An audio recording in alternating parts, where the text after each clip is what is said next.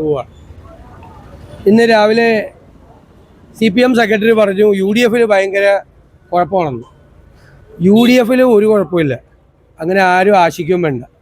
കാരണം UDF ഒരു കരിയില പോലും അനങ്ങാതെ എല്ലാവരും ഒരുമിച്ചെടുത്ത ഒരു തീരുമാനമാണ്.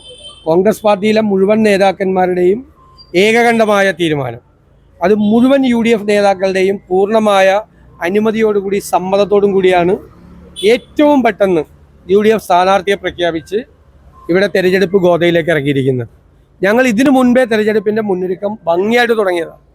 ഞങ്ങൾക്ക് ഏത് സമയത്ത് തെരഞ്ഞെടുപ്പ് പ്രഖ്യാപിച്ചാലും ആ തെരഞ്ഞെടുപ്പിൻ്റെ പ്രവർത്തനം 24 മണിക്കൂറിനകം ആരംഭിക്കുന്നതിന് വേണ്ടിയിട്ടുള്ള എല്ലാ സന്നാഹങ്ങളും.